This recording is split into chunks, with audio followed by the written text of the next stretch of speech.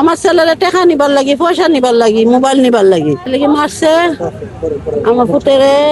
সব মিল্লা আমার সন্তানের এতিম করছে, কুবায় মারছে আমার স্বামীরে।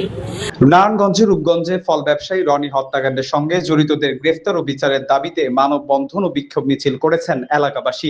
সোমবার বিকেল উপজেলার তারাবো বাজার এলাকায় এই কর্মসূচি পালন করা হয়।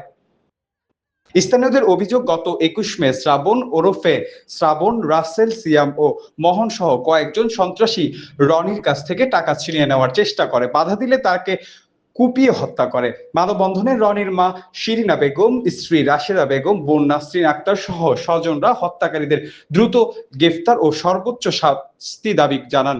বক্তারা অভিযোগ করেন, অভিযুক্তদের সন্ত্রাসী কর্মকাণ্ডে এলাকাবাসী দীর্ঘদিন ধরে আতঙ্কে রয়েছে। যারা মারছে আর ফাঁসি চাই। নামটি বলেন। শ্রাবণ, রাসেল,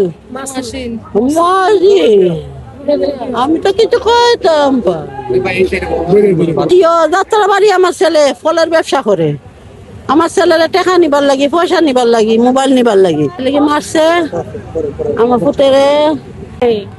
করতে ভোরবেলা রাইতে বাইরে হয়েছে ফল কিনতে, আরো তো যাই ফল কিনতে যাওয়ার সময় ওরা পথ পাইতে রয়েছে কুত্তা সাবর, রুবেল ভুইয়া, রাসেল ভুইয়া, সজল, মাসুদ, জয়, সব মিল্লা আমার সন্তানের এতিম করছে, কুবায় মারছে আমার স্বামীরে। আমি এক বিচার চাই, এক ফাঁসি চাই। আমার দুইটা সন্তানের কি হইব? আমার দুইটা সন্তান এতিম হয়ে গেছে। যাওয়ার পথে আমার বাইরে ধরার পথে মোবাইল, টাকা এগুলা অনেক কারাকারি করছে নেওয়ার লেগা। আমার ভাই হয়তো দিতে চায় নাই, তখনই আমার ভাইয়ের দুটোটা হাত কেটে দিচ্ছে।